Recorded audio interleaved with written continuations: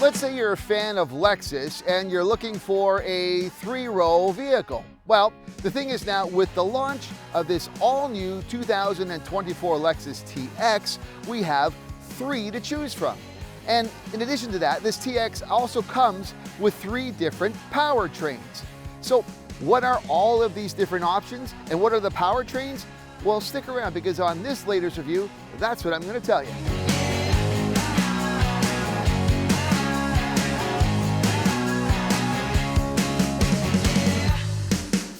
As I mentioned off the top, this first ever Lexus TX for 2024 is the third Lexus model to offer up to 3 rows of seats. The other two would be the Lexus GX and the LX. So why do you need 3? What's the difference? This Lexus TX is actually a unibody design, whereas the GX and the LX are body on frame. So more simply put, this is a crossover with 3 rows, whereas the other two are traditional SUVs. The GX and the LX, again, are basically the same. They offer more towing, greater off-road capability, and the LX is the more luxurious version of the two. But with this TX, what we're looking at is basically a people mover. This is something designed for 3 rows of passengers. It is designed to have more room and more comfort, which is why they make a great deal about the fact that the third row is designed, not just for little kids, like too often these 3-row SUVs can be, and it also has a little more cargo room behind the third row. So these are some of the major differentiators. This TX is really going to be your people-moving 3-row Lexus option, whereas the other two are going to be more about hauling and SUVing, with one being more basic and the other being a little more luxurious.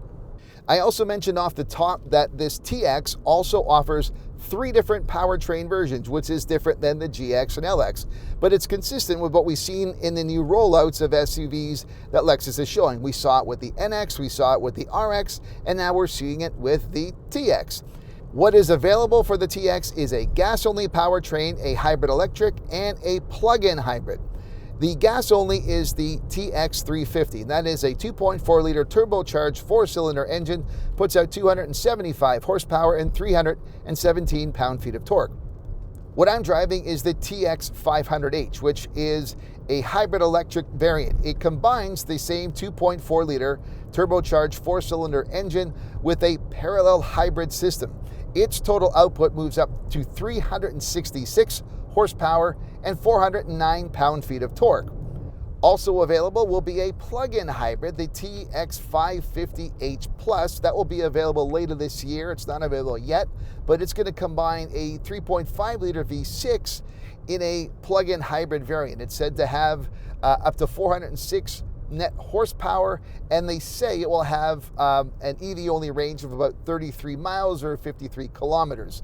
Also of note is this is going to be the first Lexus plug-in hybrid to be built in North America. These are all being made in Texas at their facility down there. So when we have a chance to drive that plug-in hybrid, we will, but not till later on this year. Given that this is a crossover and a people mover, you certainly want to have the ability to be more comfortable and carry stuff. So they do make a point in their promotion material of mentioning that the third row cargo space, or that is behind the third row, I should say, is sort of best in class. And if you compare it to what the presumed competition would be in this type of vehicle, it does offer more, and I'll show you in a visual here. This does have more cargo space behind the third row than its typical competitors. You would assume to be the Volvo XC90, the Acura MDX, the Infiniti QX60, the Lincoln Aviator, the Audi Q7, the Genesis GV80. All of these don't have the same amount of cargo space behind the third, so there's sort of a competitive advantage there. This is also more spacious in the third row for seating in compared to the GX and the LX, which really are quite tight. I've reviewed them in the past, and I had my my 19-year-old son sit back there, who's actually about a half an inch taller than me, and he's able to sit back there. He wouldn't be able to get back into those GXs or LXs with for any long period of time at all. And while he did say it's still kind of tight, you could see he has room so that if he did have to be on a bit of a longer drive in the third row, presumably that's what it's for. This is about adults and you can get in here.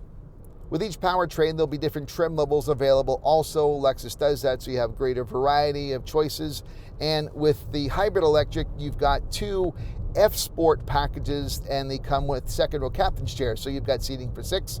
You've got your F-Sport Performance 2, which offers extra things such as a 14-inch touchscreen. You've got your 12.3-inch multi-information display. You've got a panoramic sunroof, panoramic moonroof. You've got your heated steering wheel on a power auto adjustable column. You also have heated and vented front seats, and you have heated second row captain's chairs. You've got a power folding third row. You've got a digital rear view mirror. You also get 22-inch alloy wheels. So these are pretty slick. I do like them. They're pretty good looking. You've got your F-Sport front and rear bumpers with the F-Sport grille. You've got your F-Sport leather seats, and you also have leather shift knob. You've got your traditional F-Sport aluminum sport pedals and your black brake calipers. But I'm in the F-Sport Performance 3, so it's the upper level. So everything with the Performance 2 you get, plus you also get adaptive high beam system. You get a now 21 speaker Mark Levinson premium sound system, which is okay. I still, for some reason, it doesn't sound great in this vehicle, but it's good. You also have a panoramic view monitor system. You've now got your heads-up display. You have a 15-watt inverter, so if you need to put something in the back, charge up, or put a coffee maker, whatever you want. But these are the sort of 2 options you get in the hybrid electric, the 500, the TX 500. My overall impression after being in this for a week is that this is as it claims to be. It is a Lexus. That doesn't mean it's exhilarating. It doesn't mean it's disappointing. It is reliable, luxury, comfort, and with the design of this TX being more passenger-oriented. I mean, there are larger 3-row SUVs. This isn't the space of a Wagoneer or an Escalade or, a Navigator, an Expedition. That's not what this is. But in that comfort for passengers in a crossover design, luxury 3-row, well, this does what it claims to be. So in that sense, if you're, like I said off the top, if you're looking for a Lexus, if you like it, and if you're looking for 3 rows and passengers are your priority, here you go.